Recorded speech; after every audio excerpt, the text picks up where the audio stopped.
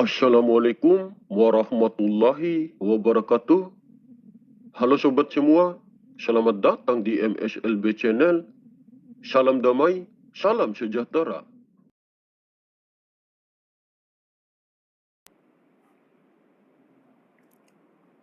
Setelah wafatnya Nabi Muhammad SAW, kenabian sudah tidak ada lagi. Karena Nabi Muhammad SAW adalah nabi terakhir, yaitu penutup para nabi. Namun, walaupun sudah tidak ada lagi jabatan sebagai nabi dan rasul, Allah akan tetap terus mengutus seorang utusan pada setiap zamannya untuk menjadi khalifah Allah yang akan bertindak sebagai tangan dan kakinya, dan yang akan menjadi pemimpin seluruh makhluk yang ada di langit maupun yang ada di bumi. Walaupun Nabi Muhammad SAW telah wafat, bumi ini tidak akan pernah kosong dari keberadaan hujah-hujah dan penjelasan-penjelasan tentang ilmu hikmah ataupun ilmu yang sempurna. Bumi ini tidak akan pernah kosong dari hujah ilahi. Karena setelah wafatnya Nabi Muhammad SAW, Allah akan memilih lagi seorang manusia yang akan menjadi pewaris dan penerus Rasul. Kebenaran yang sebenarnya bahwa setiap Nabi dan Rasul pasti memiliki syahadatnya masing-masing. Jika Nabi tersebut sudah wafat, maka syahadat itu tidak akan berlaku lagi dalam kehidupan umat yang selanjutnya. Namun, karena Nabi Muhammad SAW adalah nabi terakhir, yaitu penutup para nabi, beliau memakai syahadat dengan Nur Muhammad agar kerasulan itu bisa diwarisi hingga akhir zaman. Makanya setelah wafatnya Nabi Muhammad SAW, akan selalu muncul manusia-manusia pilihan Allah yang akan menjadi imam zaman. Seorang imam zaman itulah manusia pilihan Allah yang akan menjadi sebagai pewaris dan penerus Rasul.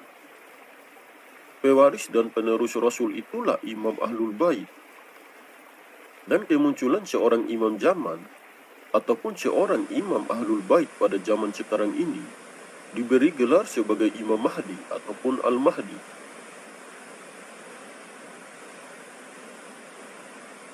Mulai dari zaman Nabi dan Rasul terdahulu hingga sampai pada zaman pewaris dan penerus Rasul, pasti memiliki masing-masing kelompok atau pengikut. Tidak mungkin manusia utusan Allah di muka bumi ini tidak memiliki kelompok atau pengikut.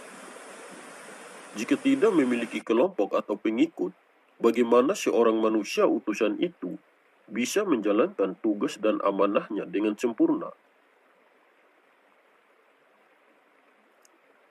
Saya menjelaskan seperti itu karena masih banyak orang-orang yang beranggapan kalau sosok sang khalifah ataupun Imam Mahdi itu tidak memiliki kelompok atau pengikut dan tidak memiliki seorang guru.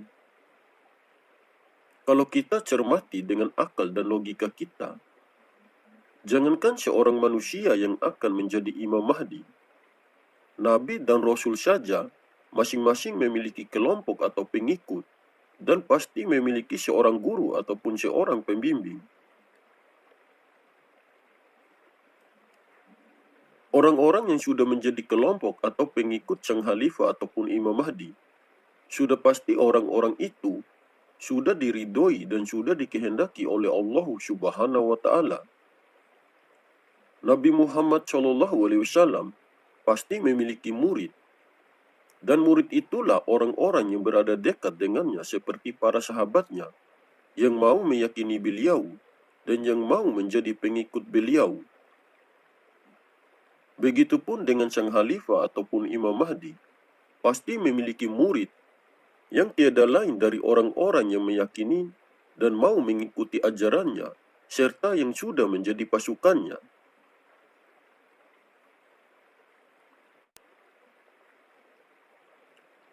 Dengan kemampuan ataupun kekuatan yang dimilikinya, para pasukannya Imam Mahdi bisa melakukan suatu hal yang di luar nalar manusia.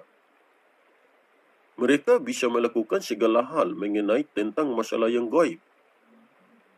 Jika mereka mendapat perintah untuk menghancurkan suatu wilayah yang di mana terdapat orang-orang munafik dan orang-orang zalim, mereka bisa melakukannya dengan jarak yang sangat jauh.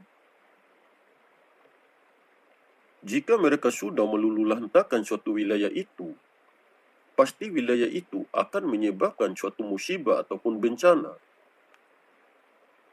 Para pasukannya Sang Khalifah ataupun Imam Mahdi tidak akan pernah berbuat kerusakan di muka bumi ini jika manusia tetap bertindak baik dan menghormati manusia lainnya. Mereka hanya akan melakukannya kepada orang-orang munafik dan orang-orang zalim. Dengan kemampuan ataupun kekuatan itu, mereka selalu membantu orang lain yang sedang sulit keluar dalam masalahnya. Dengan adanya mereka, orang-orang itu akan bisa keluar dari segala masalahnya. Pasukannya Sang Khalifah ataupun Imam Mahdi memiliki kemampuan ataupun kekuatan yang sangat. Mereka bisa mengobati orang dengan jarak jauh. Mereka bisa mengobati orang yang terkena sihir ataupun santet melalui HP ataupun melalui foto. Walau sejauh apapun jaraknya, pasti mereka bisa mengobati.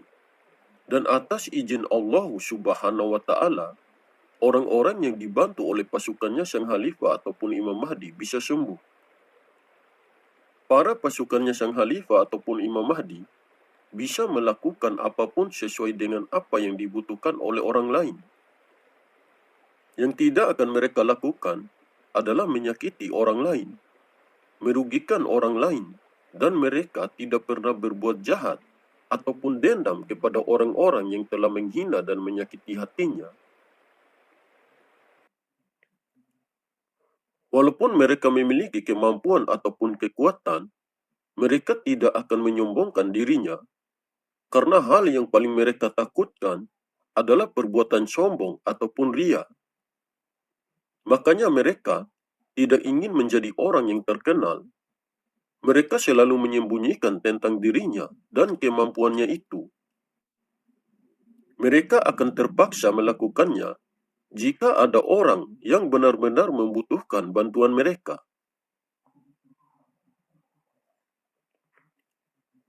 Para pasukannya Sang Khalifah ataupun Imam Mahdi bisa menerawang kejadian yang telah lalu, dan mereka bisa melihat yang terjadi ke depannya. Dengan pertolongan dan perlindungan dari Allah Subhanahu wa Ta'ala, mereka bisa mengalahkan dan menundukkan bangsa jin. Apabila bangsa jin itu ingin melukai manusia, apabila sudah melanggar hukum alam, maka pasukannya Sang Khalifah ataupun Imam Mahdi pasti akan melawan mereka agar bangsa jin itu tidak mengganggu lagi kehidupan manusia. Pasukannya Sang Khalifah ataupun Imam Mahdi bisa melakukan semua itu hanya dengan niat atau sangkaannya saja. Hanya dengan niatnya saja, tanpa membaca mantra ataupun ajian, semuanya akan menjadi kun fayakun atas seizin Allah Subhanahu wa Ta'ala. Mereka bisa melakukan itu semua karena mereka adalah orang-orang pilihan Allah yang sangat dikasihi oleh Allah Subhanahu wa Ta'ala. Jika Allah Subhanahu wa Ta'ala sudah cinta terhadap hambanya, maka kebaikan apapun yang mereka lakukan, itu semua atas kehendak Allah Subhanahu wa Ta'ala. Seperti yang dijelaskan di dalam hadis qudsi, Allah Subhanahu wa Ta'ala berfirman yang artinya, "Aku sesuai persangkaan hambaku. Aku bersamanya ketika ia mengingatku. Jika ia mengingatku saat bersendirian, aku akan mengingatnya dalam diriku. Jika ia mengingatku di suatu kumpulan, aku akan mengingatnya di kumpulan yang lebih baik daripada itu."